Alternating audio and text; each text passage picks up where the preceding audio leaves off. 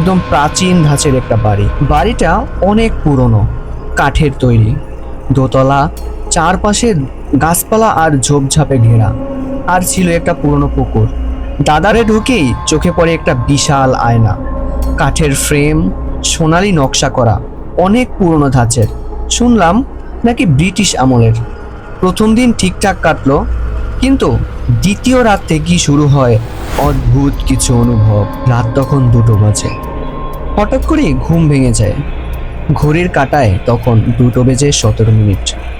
জানালার কাঁচ কাঁপছে হালকা বাতাসে। বাইরে ঝিঝি পোকার শব্দ, অন্ধকার আর নিস্তব্ধতা। হারিয়ে যাও ভয়ের রাজ্যে, ভূত কিউবের সাথে। Welcome back. আশা করি আপনারা সবাই ভালো আছেন এবং ভালোর দলে আছেন। আজকে নতুন একটি গল্প নিয়ে আপনাদের সামনে হাজির হলাম। আমি আরজে হাসান এবং আপনারা শুনছেন ভূত টিউব 2.0। আজকে আমাদের গল্পটি পাঠিয়েছেন ঠাকুরগাঁও থেকে জাবের বিন আব্দুল্লাহ। তো বেশি একটা দেরি না করে যেভাবে লেখা আছে সেভাবেই পড়ে শোনাচ্ছি। আসসালামু আলাইকুম হাসান ভাই, আমি ভূত টিউবের একজন নিয়মিত শ্রোতা। আজ যে ঘটনাটি বলছি সেটা গল্প না, সেটা আমার জীবনের বাস্তব একটা অভিশপ্ত আয়নার গল্প, যেটা এখনো রাতে চোখ বন্ধ করলে আমার সামনে ভেসে ওঠে। আমি ঢাকায় একটা প্রাইভেট কোম্পানিতে চাকরি করি, কিন্তু বছর দুয়েক আগে একটা ঘটনা আমার জীবনটা একেবারে বদলে দিয়েছিল। একটা এমন অভিজ্ঞতা যা আমি আজও ভুলতে পারি না। ঘটনাটি 2021 সালের সেপ্টেম্বর মাস।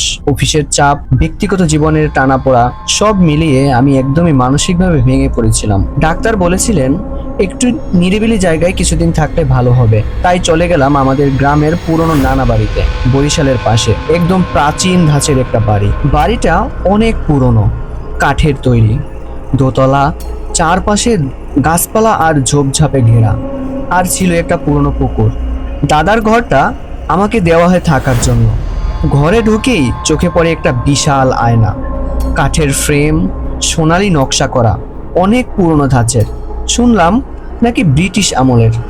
প্রথম দিন ঠিকঠাক কাটলো, কিন্তু দ্বিতীয় রাত থেকেই শুরু হয় অদ্ভুত কিছু অনুভব। রাত তখন 2টো বাজে। হঠাৎ করে ঘুম ভেঙে যায়।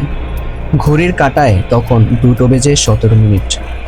জানালার কাঁচ কাঁপছে হালকা বাতাসে। বাইরে ঝিঝি পোকার শব্দ, অন্ধকার আর নিস্তব্ধতা। আমি পানির বোতল খুঁজে নিচ্ছি, হঠাৎ চোখ যায় আয়নার দিকে।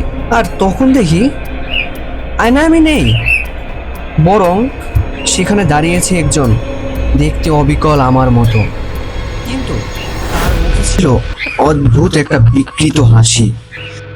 চোখ দুটো অস্বাভাবিক কালো, যেন দুটো গম্ভীর গর্ত। আর সে ফিসফিস করে বলল, "তুই আয়নার বাইরে থাক, আমি এবার বাইরে আসবো।" আমার শরীর জমে গেল। কথা বলার শক্তিও হারিয়ে ফেলেছিলাম কিছু সময়ের জন্য। হঠাৎ করে লাইট অন করে ফেলে আয়নার সামনে গিয়ে দেখি সবকিছুই স্বাভাবিক, কিন্তু আমি জানতাম এটা কোনো স্বপ্ন না। সকালবেলা নানিকে বলি ঘটনাটা। তিনি গভীরভাবে বললেন, এই আয়নাটা তোমার দাদার, উনি একবার এক তান্ত্রিকের কাছ থেকে এনেছিলেন। তারপর থেকেই ওই ঘরে কেউ রাত কাটাতে পারতো না। আয়নার দিকে তাকালে নাকি ভেতরের মানুষ তাকিয়ে থাকে, আর যদি তাকিয়ে থাকো বেশি সময়, তারা জায়গা বদল করতে চায়। আমার গায়ে কাটা দিল। আমি তখন বিশ্বাস করতে চাইছিলাম না, কিন্তু ওই ঘটনার পরে আমি কখনোই আর আয়নার সামনে একা দাঁড়াইনি। 3 বছর পেরিয়ে গেল, এখনো বাড়িটায় সেই আয়না আছে।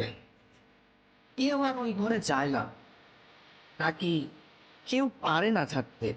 আমার একটা ছবি আজও সেখানে ঝুলে আছে, আর মাঝে মাঝে রাতে মনে হয় আমি বুঝি এখনো আয়নার ভিতরে আটকে আছি। তো বন্ধুরা, আয়না শুধু প্রতিচ্ছবি দেখায় না, কখনো কখনো আয়না নিজেই কিছু ফিরিয়ে দিতে চায়। আর তুমি যদি ভুল করে গ্রহণ করে ফেলো, তাহলে হয়তো আয়নার মানুষটি হয়ে যাবে তুমি। সুপ্রিয় বুদ্ধিউবের শ্রোতাবৃন্দ, আপনাদের যদি গল্পটি ভালো লেগে থাকে, অবশ্যই লাইক করতে পারেন এবং সাবস্ক্রাইব করতে পারেন আমাদের চ্যানেলটি।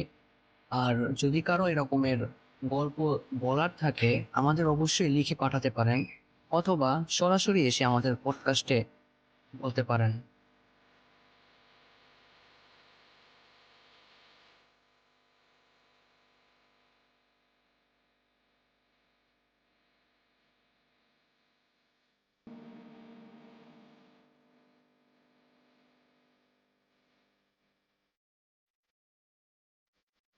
সবাই ভালো থাকবেন, সুস্থ থাকবেন এবং বুদ্ধিজীবের সাথেই থাকবেন।